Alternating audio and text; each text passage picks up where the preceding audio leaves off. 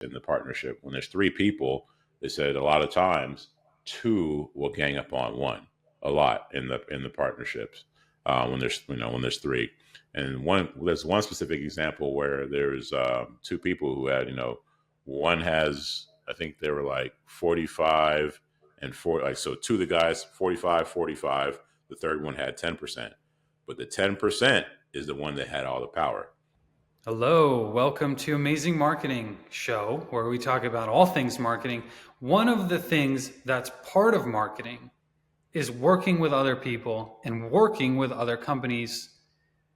And we've heard some horror stories. We've also heard of some big successes, and it's called partnerships. So I'm Dmitri Smirnov. I'm here with Chris Gray. Chris, how are you? Dmitri, what up, man? This is a big topic because I think we've both heard, seen, participated in partnerships where things work, which is what we want, and when things don't work. We know in relationships, something called divorce. In business, the same thing can happen with an equal impact on your psyche, on your finances, on your day-to-day life. So we want to dive into the marriage of business, partnerships. I'll throw it over to you. Dude, this is huge for me. I wouldn't be in the marketing game had it not been for partnerships. And partnerships are twofold in my experience with marketing. You have partnerships with somebody you partnered with from a business perspective, right? You have that aspect. Then you have partnerships with other companies. In this instance, for me, it was affiliate. I would partner with this company as an affiliate to help sell their product. And that partnership from the marketing, like, partnering with marketing companies or businesses, or partnering with businesses in general, that can look different. And make look, many different ways. It can go many different ways. But for me, one of the reasons I want to talk about this topic was we know there's a friend of our mutual acquaintance of ours, and they're going through something serious. They got a pretty big business, and they built it up, and we've watched it build these last couple years or so. We're watching this thing build, and just recently, their business partner tries to slide in and cut them out and take over the entire business. We don't know the ins and outs of the whole situation, but for me to see somebody at such a high level building something, I mean, we're watching them build it, and then the business partner comes in and is like, "Yo, I'm gonna cut you out and take this thing over." And this is not a chump change thing. It just really got me thinking. For me, Dimitri, like I told you, I started off with a business partner, and then I was able to leave corporate America through partnering up with businesses via being an affiliate. My very first business partner, he showed me the whole marketing game and the affiliate marketing thing, and he gave me access to resources. This is when I was in corporate America, and I wasn't a manager and he was an employee, and he brought me into the world. And long story short, I think him and we were alike, but very, very different. And we would bump heads. And I don't get that close to a lot of people that I end up bumping heads with in a negative way. It's good to like bump heads to make each other better and not be bobbleheads. That's different. That's healthy. We'd bump heads in a manner that wasn't super healthy. And what happened eventually in this partnership, Dimitri, it didn't end well. Um, he knew way more than I did at first, but I worked way harder than he did. At first, we were kind of even. We were both kind of 1 foot in, 1 foot out. And then my daughter got born, and I really started putting the pedal to the metal. Really started learning and learning. And then our very first marketing hit was me. And he just happened to be along, and I gave him half the money because if it wasn't for him, I wouldn't have been in the game. But did he deserve half the money? No, maybe 5% at best. So he didn't do much. He didn't do anything. It was just so it got to a point where I surpassed him, and I had to make a decision, Dimitri. I could stay here and carry this guy and lead the thing. And how am I going to do that? Because I don't know the hell I don't know what I'm doing, right? Or I could branch out and partner up with people who were better than me. And that was one of the hardest decisions I ever made. I got to a point where it was a fork in the road where, hey, I can go this route with this individual and learn more and build a business, or I could stay with this guy and try to carry him. And we're already bumping heads. and I made the decision to go with the other individual who was my business partner to this day. He's the guy I told you about, like the Black Jason Fladlin. But that was hard. If you think about it, I felt bad. I felt like I was being a traitor. I felt all the things you would feel in that situation, but it's worked out. I wouldn't be here sitting talking to you if I didn't make that decision. So that's my partnership story from the just partnering side. I didn't get into the marketing stuff, partnering up with other companies. But have you had situations in the partnership world that went well or didn't go well? I do have a story about a partnership, not quite a partnership, but a what I expected to become a partnership, or at least a part owner of a company or a project. And so partnerships take, like, you think of two people typically, right? It's we're partners. Now, there's also partners in a law firm. You can have a million different partners, I think up to 100 or something legally. And so the partner word is a little bit ambiguous. I guess I expected to be, and the other thing, I expected to be a partner in that it's not necessarily full equal rights to the company, but I have some kind of vested interest through equity of the profit interests of a company more than just being an employee. I think that was the goal, is to become more than an employee. In my 20s, I listened, especially past 25, which is a whole nother story of how I was inspired one day by someone on an airplane going to Traffic and Conversion Summit. And I realized I'm so far behind, I got to start learning. That's maybe for another time. But once I started the learning process on my own, where I wasn't relying on my employer to teach me everything about the job, and I knew I could find information by myself on the internet, through books, through YouTube was coming really heavily into that point. And, that whole, I can only learn from the person who's from the hand that feeds me, so to speak, is not necessarily the case, because if you're always taking from the hand that feeds you, that means you can never be equal to that hand, right? You're always going to be the lesser role in that company. So you have to bring something on your own. And I think the part of this relates back to your story, how you started off as not knowing, and then you went and learned more and more from external sources, and you surpassed your partner. And that was a difficult thing probably for him as much as it was for you, because he was the man, I guess, or like the guy. He was the one teaching you, and he didn't expect the what's that karate saying is The pupil, or I don't know. I know what you're trying to say though. I know what you're talking about. the young grasshopper becomes the master. Yeah. So I started doing that, and I noticed that I was actually making a lot of progress. I was able to think of new ideas, new ways of doing things, bringing in clients on my own. And I thought at some point deserved to have a partnership. Now, granted, these guys were my closest friends at the time. We were working at a small business that they owned. We were living together. We had similar friends. And so it seemed like that was the way it was going to go. Looking back now, of course, there's so many things that I did wrong. And I want to talk about those things after. But to finish the story was, I felt ready. I felt like it was time to go. They had promised me this for years and years and years. And when it came down to it, and not only did they not give me the partnership, they didn't want to give me equity, but they also told me I'd been doing a bad job, which to me was pretty unreasonable. And I had to leave. I had to make a very difficult decision to leave the company I was with my closest friends. We were together for 6 or 7 years, and I had to leave.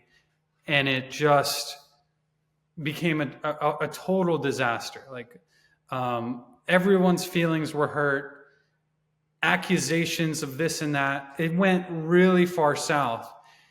And there's so much to learn from it.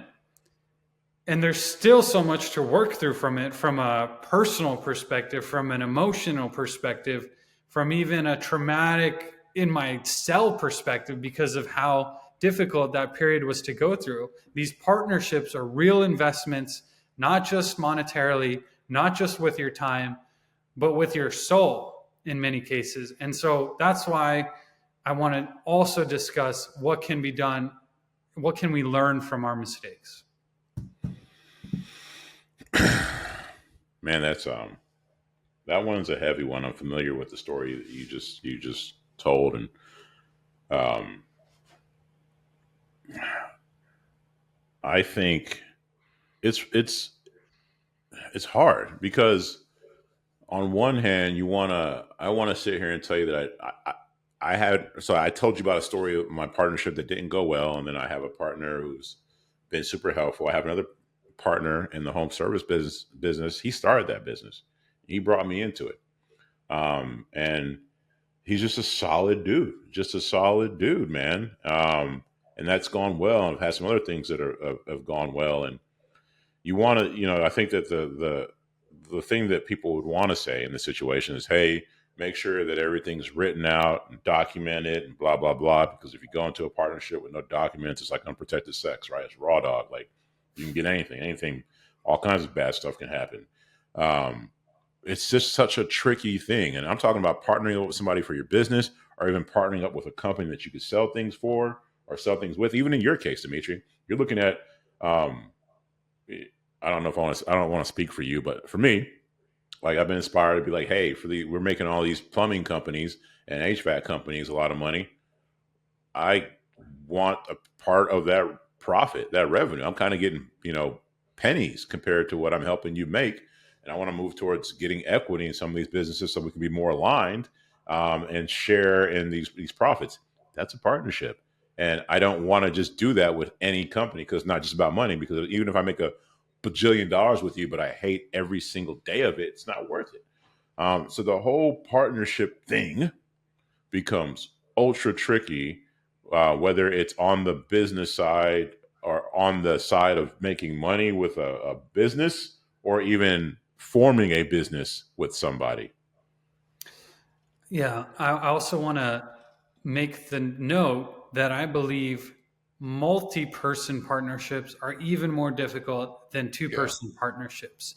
In my case, every time I've had a major disagreement, either with the story that I mentioned or with a client, it's when there's two CEO equivalents, two people making decisions, because a lot of times you can connect with someone, and this happened all the time, and with the client it's like I'll connect with one guy more for a while and then the other guy and like more reasonable, but you can't, but ultimately the real relationship is still between those other people, and so they're going to protect that relationship over anything else, and I can understand that. But it's difficult to come in as a third party, especially if it's not really uh, like when it's coming from inside. It's, I think it's too hard when there's an external. Let's say you have a partnership that you really like and you think an external person can make it even better. You're not carrying any of the baggage of what happened with that person's career over the last 10 years, where they started and where they are now. You just know where they are now and what they can offer you. Therefore, hey, they can double our business by bringing in this whole new audience. I'd be happy to give them 25%. That makes perfect math. We're going to have double the business. We'll only give up 25%. Great. But had you been working with them the whole time over the last 10 years and all of a sudden they're asking you for that equity, even though it might make sense from a money perspective, there's so many other factors that happen in our human psyche that may stop you from doing it. You just hit on something that made me think, remind me of our mutual friend, Andrew Pincock. I'm working on a project with him and we're trying to get this thing off the ground. And for me, I'm sitting there thinking, man, how in the heck do I lift this 100-pound gorilla off the ground with my legs, using my legs, lift this thing. And it's been interesting to watch him process through this with me because his mind keeps going towards, okay, who has the audience we want, and how can we partner up with them to push this product in a manner that's mutually beneficial. His mind automatically goes to JVing and partnering, like automatically. Where me, it's like, how can I just get this thing off the ground myself? That's one comment. And two, I want to talk about what you just said about, let's say there's three people. It was interesting. I was on a call for our, our mastermind this week, and they talked about this in the partnership. When there's three people, they said a lot of times two will gang up on one a lot in the partnerships when there's three. And there's one specific example where there's two people who had, one has, I think they were like 45 and 4, like, so two of the guys 45 45, the third one had 10%, but the 10% is the one that had all the power, Hmm. because whichever way they went, right, would then dominate, would change the whole landscape. And so it's interesting when you're talking about what happens with three people, because earlier this week they were saying, hey, when there's three, two will gang up on one at some point. That's actually an interesting point about the minority owner, the 10% having all the power. That's one of the things that those guys that I was working with were concerned about. By shifting that, whether it was even 1 or 2%, I would become that difference maker, and they no longer now have to agree. They can just, it's just whoever I agree with goes. So Yeah. that is a very valid point. Nevertheless, it still could have been handled differently, but um, that is an excellent point. It makes things so much more challenging. I want to talk about, what is it that we've learned based on watching other people? What have we learned in our own trial and error that we can advise to, at least here's where you start if you're thinking about partnering, which by the way you should be thinking about. Like you're saying with Andrew, he goes directly into partnerships because he knows that's the fastest way to build a business, because it's not even building it up. You're just connecting two parts that make perfect sense and creating value out of it. It's a really great way of going about it. So how do you get all that upside without, hopefully, that the pitfalls and the downside? That's a really good question. I don't know if you do, right? Like, if you're going to get in the ring, you're going to get punched. Man in the arena, right? You're playing the game. You play it long enough, you're going to get punched. If you're super lucky, then maybe you don't, but chances are it's going to happen. And you and I, that's we're an example. We've been punched, and then in some ways things have worked out. This podcast is a partnership that's worked out, right? And so there's different things that can happen. I don't think anything's avoidable, but I'll say this: here's a different spin on this. Um, for those who, let's say that you are trying to get out of corporate America, or you're trying to advance, and you're trying to advance your career, and you do like I did, or John Morant, where you end up becoming, you work your way into getting equity in a company or whatever it is. One of the things that I've had to be cognizant of is, and this, people may agree or you may disagree. There was a book, what is it, The 48 Laws of Power by Robert Greene. I couldn't get all the way through it because it sounded just so like negative, and Mm-hmm. like I just didn't like A I little was listening. psychopathic. Yeah, dude. And the guy that had reading Excel, I listened to Audible, and his voice, like he had it's just even his tone was, the book has a tone, and this guy's voice helped magnify the tone of the book. I was like, man, this feels slimy to me. So I had to stop. And I eventually went back and got through it and just try to get past all that. But the thing, all those 48 laws, the one that I'll never forget is the very first one, which was never outshine the master. And I, in ways, believe that, dude. I think that, when, for me or anybody, if you're trying to come into a business and get ownership and get a piece of it and all that, you can't. And this happens with males, I think specifically. It happens with males, where if there's a male who owns something and another male comes in there and starts challenging, there's something primal that happens there. And it's just one male needs to insert the dominance. But if you come in there and you still bring value, and you have a spine and you have a backbone, but you are cognizant of the fact that there is a leader here, and you defer to the leader and you make it very clear. For example, my business partner in the home service, this guy, the best heart in the world, and he will tell me, "No, it's me and you," da da da da, and I'll tell him, "Shut up. No, you lead here. This is I will give you my opinion, and it'll be strong, but at the end of the day, I will always defer to you." And I continuously remind him of that. Because for me, in this case, never outshine the leader. If we get on the mats or something, BJJ, then that's a different story. We get in another business, it's a different story.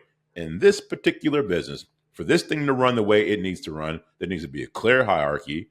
And I will remind you of that. So, to answer your question from that perspective, if somebody's getting into the game, and trying to partner up with somebody who already has something or whatever it is, I think it's very important that the hierarchy is set. Here's my last thing, and I'll shut up. You see this in jujitsu, where I walk into a gym full of men. Like, say, Dmitri, you run up to a group of men and you're just talking to them, and it's just kind of like whatever, and you're kind of filling it out. It's a little bit weird or whatever, and you guys don't really bond. Whereas jujitsu, it's different. You walk into that gym, and the first thing me and you do when we get into that gym is we fight. It's the very first thing we do. That's it. Like the very first thing. It becomes very clear where you stand in the hierarchy in that gym. And we get all that, whatever that male stuff is, that gets out of the way. It's like all that's done with. We just try to kill each other. You won. I know that, hey, hi, Dmitri, whatever, that's all done. Dmitri can dominate. I can learn from Dmitri. And then my coach beats you and you know where you stand. All that gets set really quick. And all of a sudden you bond quickly. You see it in the military, right? You get in there, it's very clear where everybody stands. There's a hierarchy. You bond with these guys. You're doing something difficult. And so to me, I think, and I'll get off my soapbox, for things to run smoothly in the context I just gave you, there needs to be a very clear hierarchy if you're coming into something. Now, starting something together, that's different. That seems like a extremely mature and thought out way of going about your business, where you are aware of the human psychology aspect, especially from a male perspective, the ego side. That's an amazing insight. I think we're taught from a societal push that we should always keep trying to keep going, and like, in athletics, we're trying to always beat somebody out. But in business, is that necessarily the way to do it internally inside a company? I think I agree with you completely that and we know the cliche saying, if you're gonna come at the king, you best not miss. So Yeah. if you really want to be that number one guy, and then like, first of all, why not just try to do it on your own, I guess. But if you're threatening the guy who was number one and he likes being number one in that specific niche, that business, that seems like it does seem like a bad idea.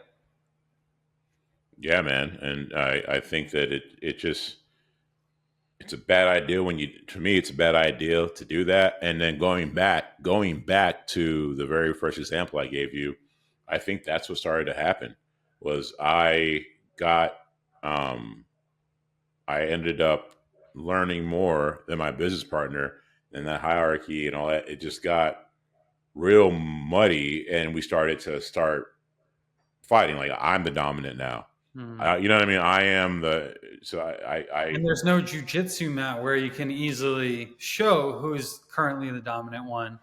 It's no. more, yeah, it's such a passive aggressive game in a way that takes Yes. too much time, and it's difficult. You know what? Now that you mention that, that's one of the mistakes that I probably made in that example I was talking about. And by the way, like, I know for a fact I made a lot of mistakes uh, in that. It's not like I'm not guilty of anything, and I know that I did. And one of the things I did, and maybe was kind of considering but not fully, is like that structural, that hierarchy. The I started acting probably a little bit too much like a partner before I was given that official role. And then maybe that wasn't really liked by the existing people, even though the value potentially, at least I can make a case that the value was there to act that way. What about you? And the question you just asked me, how do you form partnerships in a manner that protects everything? In my current business, I decided I was going to do it on my own. I did not want to have a partner. I didn't want to deal with anything. I was already, I had just gotten married too. That's the biggest partnership that you can have. That's right. And I wanted to focus on that partnership. So I was going to do this on my own, see if I could even do it on my own, I think was part of it. Another part of it was I had no idea who I was going to partner with. So I just had to do it on my own. And but now with all the trainings that we've gotten, masterminds and the courses, and seeing these experts, um, like learning from Roland Frazier, who's partnered with hundreds of businesses, probably, we're learning from Perry, we're learning from all these guys, and paperwork, yes. The other thing is, when you distribute equity, is kind of one of the most important parts of a whole business. A lot of times it's like, okay, there's two of us, we're just going to be 50-50 and let's go. And then turns out one guy does all the work and the other guy has 50%, and it's not fair. And there's this really cool method that was recommended, was I believe it's a book called Splitting the Pie. And it doesn't have to be this way, but it's a good way of thinking about it, where the equity is not distributed immediately. You still have your pie of 100%, and over the next 3 months or 6 months or 12 months, depending on what you put in and the value that you bring, is the equity that you earn, even if it's just the two of you. Even if it's just the two of you, I think. And then so by the end of the year, one guy has 70%, one guy has 30, you're in a flow. It makes sense. You can even make it 2 years, like whatever time frame you want to structure it before the business starts. Instead of working on your logo, work on how you're going to distribute the equity.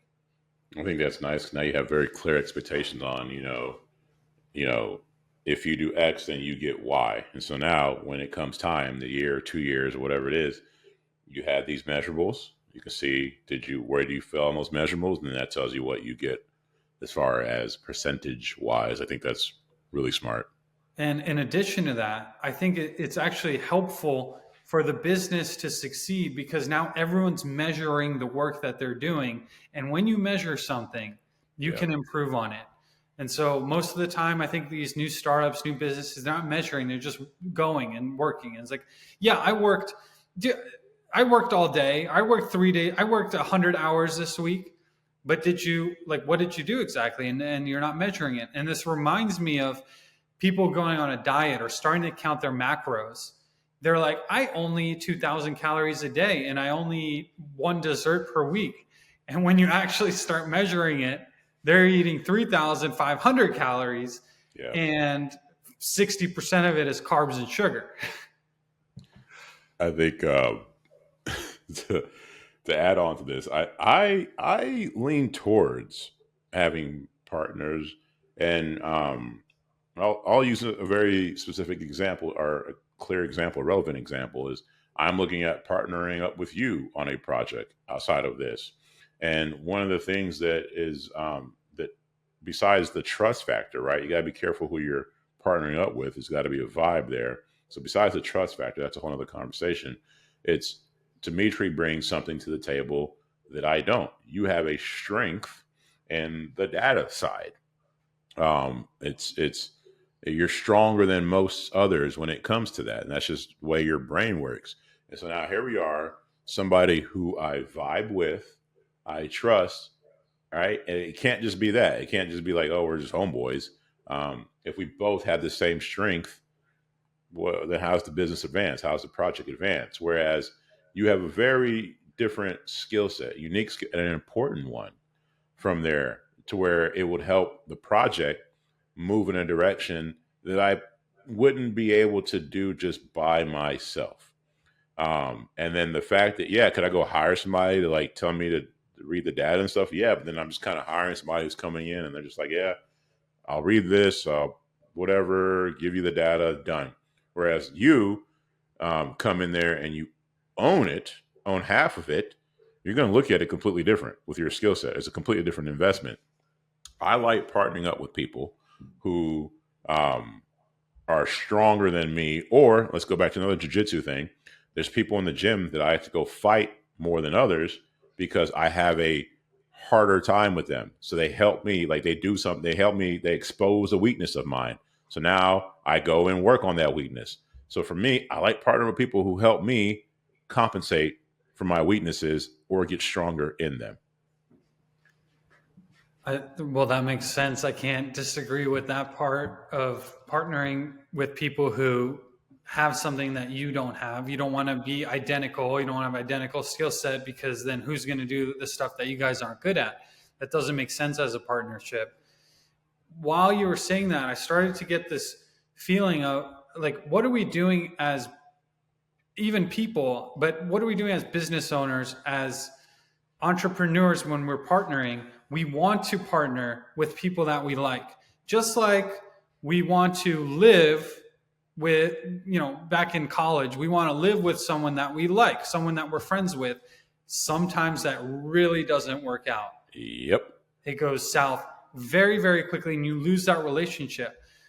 But it sounds like it sounds like to reach a certain level of connection, whether it be from a business perspective or personal, you have to take the risk. You have to risk losing that relationship to take it to the next level. If you aren't willing to risk what you have, then you probably shouldn't enter into like a serious new partnership. You could maybe test the waters. That's another tip, by the way, and we've heard that a lot, is before you really go head first into something with anybody, someone you know or a stranger, test the waters first. See if it's a fit for a month or 3 months. And maybe it's not a fit, or maybe the business doesn't work and you can just move on from it. But not everyone is equipped to be friends and have business together or live together, or what, like there's so many variables that don't always all align. That what you just said is exactly what happened to me. I had I think the story you told me, or you told this everybody here earlier about your friends slash potential business partners, and you've told me a bit more about it. That story really hit home for me when you first told me about it. Like I got emotional about it, and I think one of the reasons I got emotional about it is because when I first moved out of college, I moved in with my best friend from my basketball team. Didn't go well. We're not friends today. We don't beef or anything, but we're not. Our relationship should be. We should. He was my best friend, right? I don't lose friends. When you're in my circle, you're my circle. He's the only one I lost, and that sucked. In some ways traumatic because I was real close to the guy. I think that for me, the things that have this is not always feasible, but what is helpful is when you can test the relationship under stress before you proceed. Cosm has given me one of the best examples. When I hire people, I hire a contract. It's a lot of contract work, but before I even interview them, I like to give them a test job just to see what happens, because I'm trying to stress test them before we, as opposed to all this lip service or whatever. What happens when I actually put the pressure on you or give you the job, and let's see what you do before I even meet with you. I think even you and I'm not going to talk about the conversation here on air. You and I have had very, very candid conversation. I could think of one in particular. Very candid conversation. This ain't soft, and it's not stuff that anybody can just listen to or take or even like. It's just not popular subjects, right? Not popular opinions. And when you're able to have that with somebody and and progress from it or get stronger as a result of it is a sign. And same thing with you talking about marriage earlier. The true test, at least with me and my wife, have been the hard times. Losing our son and fights and this, and we grew as a result. That's nothing that I could test prior to us getting married. What I am saying is that the true test of a partnership or relationship is when it goes rough or when it gets hard, and if you can somehow gauge that or even make it happen, it helps. Yeah. And the beauty of a marriage is that even in the maybe the worst of times, you made a vow to work it out, and you can still count on the opportunity to fix it. One of the things that I think is lacking from partnerships or friendships for that matter is that there isn't that quite that same level of commitment, which is understandable. I mean, like you can't Yeah. really, but like one of the regrets that I have is not having the opportunity to have sat down face to face and just whether it took an hour or a week of literally having to be in the same room for a week and working through every single point, I think we could have come out not necessarily in a partnership, but at least not where it was so devastating where, I'm having health issues because of it. Yeah. I'm having cancerous mold pop up because of it, because of how stressful it was. I really regret the fact that was not an available option, or at least I couldn't figure out a way to make that happen. Well, have there been times, let's say from a business perspective, like, I was talking about being an affiliate or whatever. Um, when has it gone very well from not like a partnership where you're growing a business, but a partnership where you're trying to make money with somebody? When has that gone well with you? There's one client in particular, at this point, I consider them a partner, even though there's no partnership agreement and they could probably fire me without much notice. But it feels like a partnership, and I think it's working well because we've we've proven to each other that even in the harder times, when revenue was down, we can stick with each other.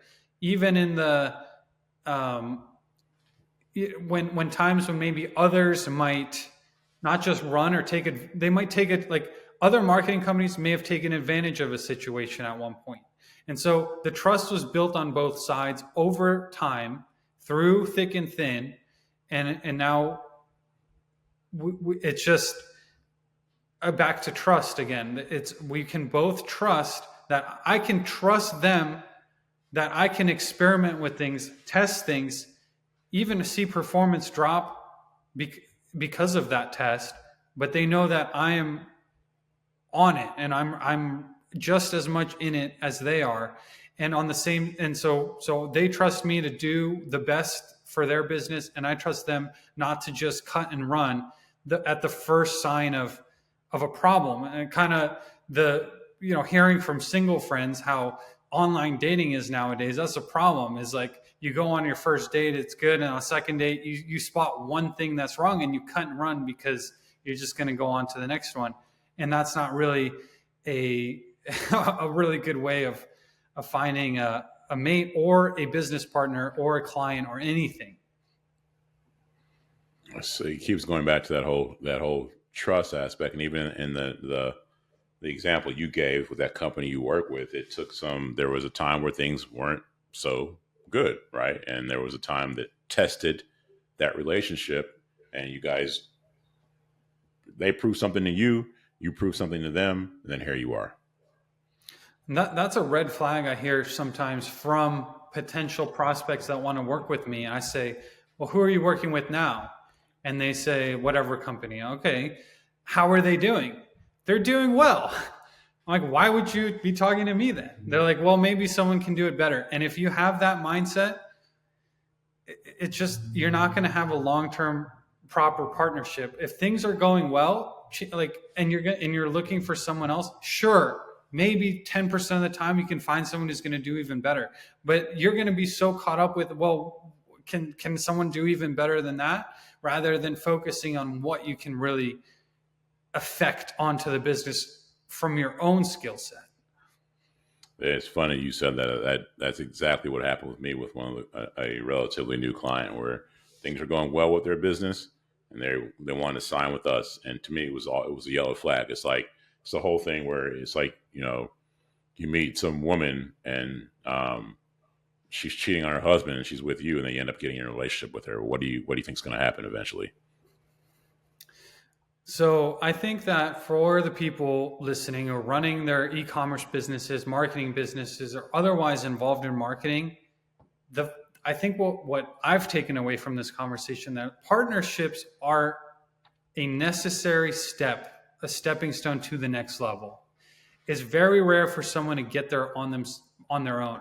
I can't think of a single company where it's just the one guy with like no help, right? Or one gal with no help. There's always some partnerships. Some of them crash and burn, but if you're wanting to advance to the next level, you have to go look for those partnerships.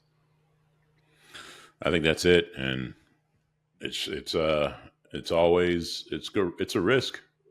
Um, it's just a risk, and I like to sit there and tell you that for me, you go out and you're like, oh, I do all the paperwork and this and that. I got the one major partner of mine. Like, there is no like paperwork. They can come back and bite us in the butt, both of us, or whatever. And when it comes time, maybe we do that, you know. But then the other partner, there is, and so it's a very tricky, risky thing. It is risky, and probably more paperwork is better than less. Yes. And if there's an out clause is huge, and I'm seeing that more and more. Is what happens if I'm not happy with this Yeah. partnership? That's a actually a really nice thing to do, and it's an awkward conversation that you might have with someone who you fully like and love even and trust, and but you say, hey, can we put in an out clause? That's a little iffy. That's like, yeah, I mean, that's a tough call. So it's easy to do from the beginning, but once you're in it, you're kind of at risk of getting hurt. Completely agree, bro. All right. Well, on that note, partnerships, we look forward to hearing about your partnership experiences. If you had some big wins, and we know there's going to be some big losses that have hurt financially, emotionally, and deep down in your soul. Like, we've all been there. So share it with us, and we'll see you on the next episode. Peace.